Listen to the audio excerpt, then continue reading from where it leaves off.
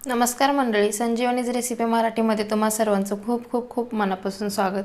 तर मंडळी, रात्रीच्या स्वयंपाकात भाजी चपाती करून जर कंटाळा आला असेल आणि वेगळं काहीतरी खायचं असेल तर ही शेंगोळ्याची रेसिपी तुम्ही एकदा नक्की ट्राय करा। तर यासाठी आपण एक वाटण तयार करूया। तर त्यासाठी एक गड्डी लसूण घेतलेला आहे, 5-6 हिरवी मिरची घेतलेली आहे, थोडेसे जिरे आणि एक मोठी कोथिंबीर घेऊन याला पाणी न घालता याचं जाडसर असं वाटण करून घ्यायचं आहे। अशा पद्धतीने वाटण करून घ्यायचं आहे। आणि आपण शेंगोळे करण्यासाठी आपण वेगवेगळ्या प्रकारचे पीठ वापरलेले आहेत। तर यासाठी 1 वाटी गहू पीठ घेतलेला आहे, 1 वाटी ज्वारीचं पीठ आणि 1 छोटी वाटी बेसन पीठ घेतलेलं आहे। तर यामध्ये आपण हे तिन्ही पिठाचा वापर करून आपण शेंगोळे बनवणार आहेत। आमच्या भागात याला कुंडुळे असे म्हटले जाते। तर यासाठी आपण आता एक छोटा चमचा हळदी पावडर घेतलेला आहे, थोडेसे हातावर क्रश करून असे ओवा घेतलेला आहे। ओव्याने कुंडळ्याची चव अगदी अप्रतिम लागते अशी होते ते। तर आपण बनवून घेतलेलं हे वाटण इथे टाकलेलं आहे, चवीनुसार मीठ घ्यायचं आहे आणि हे सर्व जिन्नस आपण हाताने व्यवस्थित असे मिक्स करून घेऊन याला थोडं थोडं पाणी घालून असं घट्टसर असा गोळा मळून घ्यायचा आहे। चपातीचं पीठ मळतो त्यापेक्षा घट्ट हे पीठ मळून घ्यायचं आहे। या पिठामध्ये थोडंसं पाणी टाकून घ्यायचं आहे। जास्त पाणी टाकलं तर पीठ पातळ होईल आणि नंतर हे पीठ आपण जेव्हा कुंडळे बनवतो त्यावेळेस हे पीठ हाताला चिटकल, म्हणून मी इथे थोडंसं तेल घालून घ्यायचं आणि नंतर हे पीठ हाताने व्यवस्थित असं मळून घेतलं आहे ना। हे पीठ असं मळून घेतलं ना तेल घालून, तर याने काय होतं ते आपण शेंगोळे बनवतात ना, तर हे पीठ हाताला चिटकत नाही।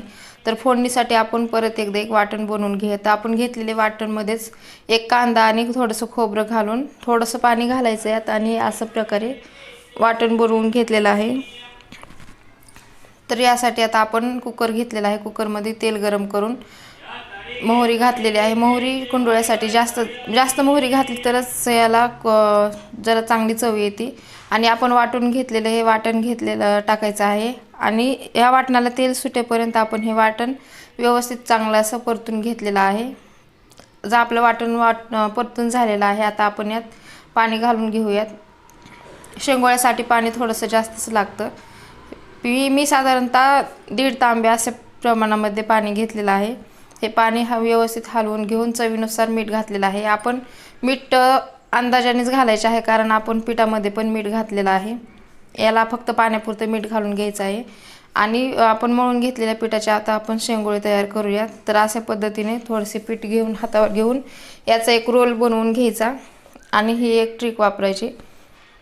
हे गोल पद्धतीने पण तुम्ही शेंगोळे बनवू शकता आणि हे दुसरी एक पद्धत तुम्हाला बनवून दाखवते, मोदकाची पद्धत। आता हे आपण मोदक जसं बनवतो ना त्या पद्धतीने पण आपण हे सर्व शेंगोळे आता बनवून घेतलेले आहे आणि तोपर्यंत पाण्याला उकळी आलेली आहे। तर पाण्यामध्ये आपण हे शेंगोळे व्यवस्थित टाकून घ्यायचे आहेत।